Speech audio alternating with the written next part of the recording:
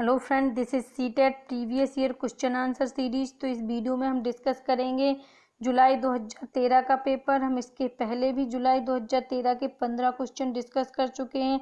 तो इस वीडियो में हम अगले 15 क्वेश्चन डिस्कस करेंगे। तो आप इस वीडियो को एंड तक जरूर देखें और आप ये जरूर चेक करें कि आपके इसमें से कितने क्वेश्चन सही होते हैं। और आपके लिए प्रीवियस ईयर क्वेश्चन सॉल्व करना बहुत इंपॉर्टेंट है, तो आप इस वीडियो को एंड तक जरूर देखें। तो चलिए स्टार्ट करते हैं फर्स्ट क्वेश्चन से। पहला क्वेश्चन क्या है, गतिक कौशलों में अधिगम निरयुक्ता डैश कहलाती है। तो इसके ऑप्शन है, ऑप्शन नंबर पहला क्या है डिस्प्रैक्सिया, ऑप्शन सेकंड क्या है डिस्कैलकुलिया, ऑप्शन थर्ड क्या है डिसलेक्सिया, ऑप्शन फोर्थ क्या है डिस्फेजिया। तो इसका राइट आंसर क्या होगा, ऑप्शन नंबर फर्स्ट होगा। फर्स्ट में क्या बताया गया है डिस्प्रैक्सिया। तो डिस्प्रैक्सिया से ग्रसित बच्चे को क्या प्रॉब्लम होती है, उसको चलने में, कूदने में, उछलने, गेंद इत्यादि पकड़ने में अक्षमता महसूस करता है। तो ये क्या है गतिक कौशल, यानी कि चलने फिरने से रिलेटेड कौशल में अधिगम निरयुक्ता किससे रिलेटेड है, तो डिस्प्रैक्सिया से। नेक्स्ट क्वेश्चन देखते हैं। अगला क्वेश्चन क्या है अधिगम निरयुक्ता डैश है। तो इसके ऑप्शन है, ऑप्शन नंबर पहला क्या है एक स्थिर अवस्था है, ऑप्शन सेकंड क्या है एक चर अवस्था है, ऑप्शन थर्ड क्या है जरूरी नहीं कि कार्य पद्धति की हानि करे, ऑप्शन फोर्थ क्या है समुचित निवेश के साथ सुधार योग्य नहीं है। तो इसका राइट आंसर क्या होगा, इसका राइट आंसर होगा ऑप्शन नंबर सेकंड। सेकंड में क्या बताया गया चर अवस्था है। चर अवस्था का मतलब क्या होता है कि इसको किसी भी अधिगम निरयुक्ता को सही किया जा सकता है, यानी कि ये कोई स्थिर अधिगम निरयुक्ता नहीं है, चर अवस्था इसको सही किया जा सकता है। अगला क्वेश्चन देखते हैं। नेक्स्ट क्वेश्चन है डैश के अतिरिक्त निम्नलिखित समस्या समाधान की प्रक्रिया के चरण हैं। तो किस एक को छोड़ समस्या समाधान की प्रक्रिया के चरण है आपको ये बताना है। तो ऑप्शन नंबर पहला क्या है समस्या की पहचान करना, ऑप्शन सेकंड क्या है समस्या का छोटे हिस्सों में बांटना, ऑप्शन थर्ड क्या है संभावित युक्तियों को खोजना, ऑप्शन फोर्थ क्या है परिणामों की आशा करना। तो इसका राइट आंसर क्या होगा, ऑप्शन नंबर फोर्थ होगा परिणामों की आशा करना। तो परिणामों की आशा के अतिरिक्त सभी समस्या समाधान की प्रक्रिया के चरण है। समस्या समाधान में क्या होता है किसी बच्चे को या किसी भी व्यक्ति के सामने एक प्रॉब्लम रखी जाती है, फिर वो उस समस्या को पहचानता है कि आखिर समस्या है कहाँ, फिर उसको छोटे छोटे हिस्सों में बांटता है, फिर संभावित युक्तियों के बारे में सोचता है कि हम इसको कैसे सॉल्व कर सकते हैं। लेकिन परिणामों की आशा करना ही समस्या समाधान की प्रक्रिया का चरण नहीं है। तो इसका राइट आंसर होगा ऑप्शन नंबर फोर्थ। अगला क्वेश्चन देखते हैं। तो अगला क्वेश्चन क्या है एक शिक्षक को, तो एक शिक्षक के से संबंधित क्वेश्चन है, आपको एक शिक्षक से रिलेटेड बताना है। तो इसके ऑप्शन देखते हैं।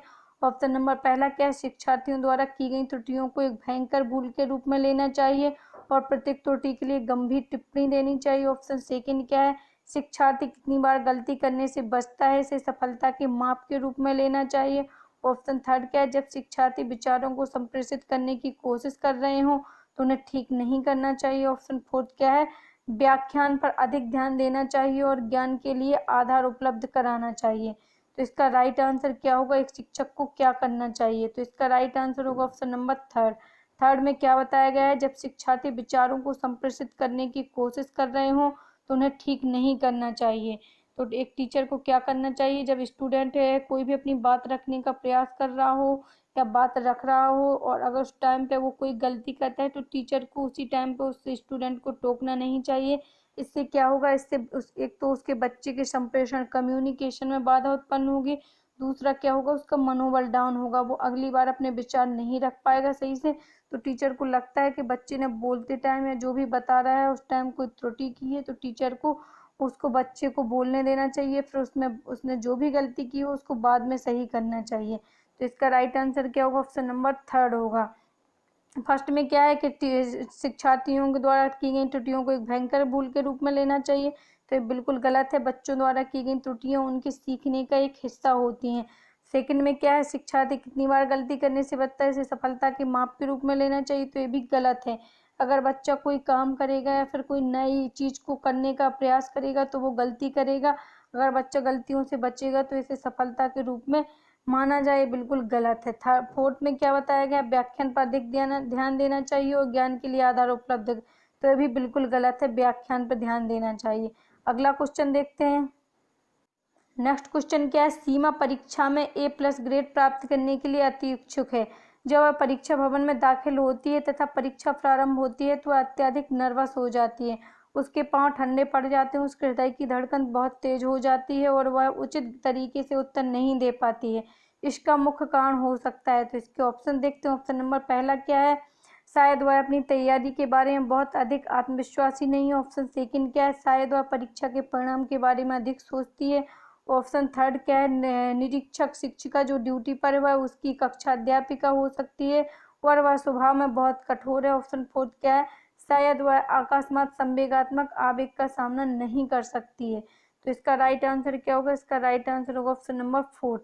फोर्थ में क्या है, शायद वह अकस्मात संवेगात्मक आवेग का सामना नहीं कर सकती, इसलिए उसके साथ कौन सी ये सब प्रॉब्लम हो रही है कि वो परीक्षा भवन में दाखिल होती है, परीक्षा प्रारंभ होती है वो नर्वस हो जाती है, उसके हाथ पैर ठंडे पड़ रहे हैं, हृदय की धड़कन तेज हो रही है और वो उचित तरीके से उत्तर नहीं दे पा रही। तो इसका कारण क्या है कि वो उसका अकस्मात जो उसके साथ संवेगात्मक आवेग हुआ है, यानी कि उसकी जो इमोशंस है वो उनका सामना नहीं कर पा रही है। तो इसका राइट आंसर होगा ऑप्शन नंबर फोर्थ। अगला क्वेश्चन देखते हैं।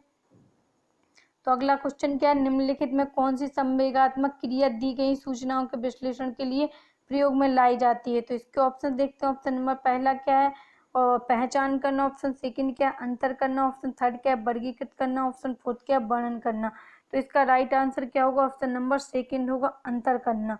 अगला क्वेश्चन देख, नेक्स्ट क्वेश्चन क्या है, राजेश अति लोलुप पाठक वो अपने कोर्स की पुस्तकें पढ़ने के अतिरिक्त प्राय पुस्तकालय जाता है और भिन्न प्रकरणों पर पुस्तकें पढ़ता है।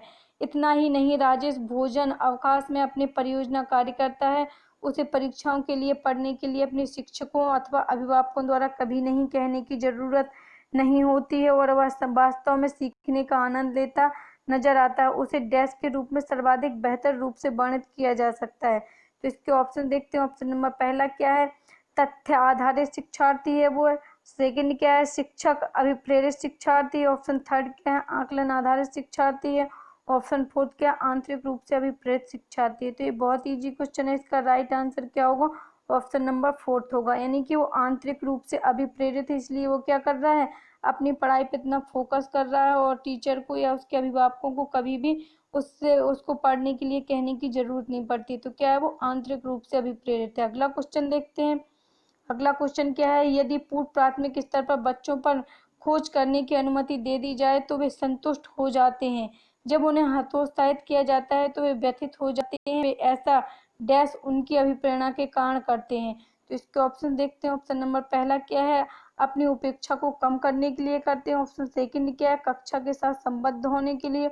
ऑप्शन थर्ड क्या है, कक्षा में अव्यवस्था फैलाने में। ऑप्शन फोर्थ क्या है, अपनी शक्तियों का उपयोग करने में। तो इसका राइट आंसर क्या होगा, इसका राइट आंसर होगा ऑप्शन नंबर फोर्थ, अपनी शक्तियों का उपयोग करने के लिए वो ऐसा करते हैं। अगला क्वेश्चन देखते हैं। नेक्स्ट क्वेश्चन क्या है, मानव बुद्धि में विकास की समझ शिक्षक को डैश के योग्य बनाती है। तो इसके ऑप्शन देखते हैं। ऑप्शन नंबर पहला क्या है, शिक्षण के समय शिक्षार्थियों के संवेगों पर नियंत्रण बनाए रखने। ऑप्शन सेकंड क्या है, विविध शिक्षार्थियों के शिक्षण के बारे में स्पष्टता। ऑप्शन थर्ड क्या है, शिक्षार्थियों को यह बताने की वे अपने जीवन में कैसे सुधार कर सकते हैं। ऑप्शन फोर्थ क्या है, निष्पक्ष रूप से अपने शिक्षण अभ्यास। तो इसका राइट आंसर क्या होगा, ऑप्शन नंबर सेकंड होगा। सेकंड में क्या बताया गया है, विविध शिक्षार्थियों के शिक्षण के बारे में स्पष्टता के लिए। अगला क्वेश्चन देखते हैं। नेक्स्ट क्वेश्चन क्या है, निम्नलिखित में से कौन सा सत्य है। तो इसके ऑप्शन देखते हैं। ऑप्शन नंबर पहला क्या है, विकास और सीखना सामाजिक सांस्कृतिक संदर्भों से अप्रभावित रहते हैं। ऑप्शन सेकंड क्या है, शिक्षार्थी एक निश्चित तरीके से सीखते हैं। ऑप्शन थर्ड क्या है, खेलना संज्ञान और सामाजिक दक्षता के लिए सार्थक है। ऑप्शन फोर्थ क्या है, शिक्षक द्वारा प्रश्न पूछना संज्ञानात्मक विकास में बाधक है। तो इसका राइट आंसर क्या होगा, ऑप्शन नंबर थर्ड होगा। थर्ड में क्या बताया गया है, खेलना संज्ञान और सामाजिक दक्षता के लिए सार्थक है। तो खेलना बच्चे के लिए बहुत जरूरी है। खेलने से बच्चे का क्या होता है, एक तो बच्चे का शारीरिक विकास, मानसिक विकास, सामाजिक विकास, संज्ञानात्मक। तो खेल से बच्चे का सभी प्रकार का डेवलपमेंट होता है, इसलिए खेलना बहुत इंपॉर्टेंट है। खेल के बारे में एक कुक महोदय हैं, उन्होंने तो यहाँ तक कहा है कि समस्त विषयों का शिक्षण खेल के माध्यम से ही कराया जाए। तो खेल से व्यक्ति का क्या होता है, संज्ञानात्मक, सामाजिक, शारीरिक, मानसिक सभी प्रकार का विकास होता है। तो इसका राइट आंसर क्या होगा, ऑप्शन नंबर थर्ड होगा। अगला क्वेश्चन देखते हैं। अगला क्वेश्चन क्या है, बच्चे के विकास में आनुवंशिकता और वातावरण की भूमिका के बारे में निम्नलिखित में से कौन सा सत्य है। तो इसके ऑप्शन देखते हैं। ऑप्शन नंबर पहला क्या है, समवयस्कों और पैतृकों का सापेक्ष योगदान योगात्मक नहीं होता है। ऑप्शन सेकंड क्या है, आनुवंशिकता और वातावरण एक साथ परिचालित नहीं होते हैं। ऑप्शन थर्ड क्या है, सहज रुझान वातावरण से संबंधित है जबकि वास्तविक विकास के लिए आनुवंशिकता जरूरी है। फोर्थ में क्या है, आनुवंशिकता और वातावरण दोनों का एक बच्चे के विकास में 50-50% योगदान होता है। तो इसके राइट आंसर क्या होगा इसका? तो इसका राइट आंसर होगा ऑप्शन नंबर फर्स्ट। फर्स्ट में क्या बताया गया? समवयस्कों पैतृक का सापेक्ष योगदान योगात्मक नहीं होता है। तो ये क्या है? सत्य है। अगला क्वेश्चन देखते हैं। तो अगला क्वेश्चन क्या है? समाजीकरण। तो समाजीकरण के बारे में बताना है। तो ऑप्शन नंबर पहला क्या है? शिक्षक एवं पढ़ाए गए के बीच संबंध है। ऑप्शन सेकंड क्या है? समाज के आधुनिकीकरण की प्रक्रिया। ऑप्शन थर्ड क्या है? समाज के मानदंडों के साथ अनुकूलन है। ऑप्शन फोर्थ क्या है? सामाजिक मानदंडों में परिवर्तन है। तो ये बहुत इजी क्वेश्चन है। इसका राइट आंसर क्या होगा? Option number third. थर्ड में क्या बताया गया कि सामाजिकरण क्या है? तो समाज के मानदंडों के साथ अनुकूलन है। अगला क्वेश्चन देखते हैं। अगला क्वेश्चन क्या है? एक पीटी खेल शिक्षक क्रिकेट खेल में अपने शिक्षार्थियों के क्षेत्र रक्षण को सुधारना चाहता है। निम्न में से कौन सी युक्ति शिक्षार्थियों को अपना लक्ष्य प्राप्त करने में सर्वाधिक सहायक है? तो इसके ऑप्शन देखते हैं। ऑप्शन नंबर पहला क्या है? क्वेश्चन में क्या पूछा गया? क्वेश्चन में पूछा गया है कि एक कोच यानी कि क्रिकेट के कोच क्या कर चाहता है कि उनके जो स्टूडेंट हैं या फिर जो भी उनके क्रिकेट के खिलाड़ी हैं वो क्या हो, बहुत अच्छा खेलना सीख जाए, यानी कि उनका जो क्षेत्र रक्षण यानी कि जो फील्डिंग वगैरह है वो बहुत सुधर जाए या फिर अच्छे लेवल पे पहुंच जाए। तो इस लक्ष्य को प्राप्त करने के लिए सर्वाधिक सहायक युक्ति कौन सी है, आपको ये बताना है। तो इसके ऑप्शन देखते हैं। ऑप्शन नंबर पहला क्या है? शिक्षार्थियों को यह बताना कि क्षेत्र रक्षण सीखना उनके लिए किस प्रकार महत्वपूर्ण है।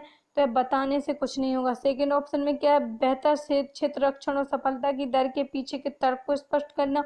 ऑप्शन थर्ड क्या है? क्षेत्र रक्षण को प्रदर्शित करना और शिक्षार्थियों को अवलोकन करेंगे। ऑप्शन फोर्थ क्या है? शिक्षार्थियों को क्षेत्र रक्षण का अधिक अभ्यास कराना। तो इसका राइट आंसर क्या होगा? ऑप्शन नंबर फोर्थ होगा। यानी कि आप बच्चे को फील्डिंग अच्छी चाहते हैं कि आप टीचर या कोच चाहता है कि हमारे जो भी प्लेयर हैं वो अच्छी फील्डिंग कर पाएँ या फिर बहुत एक्सपर्ट बन पाएँ, तो उसके लिए क्या करना चाहिए?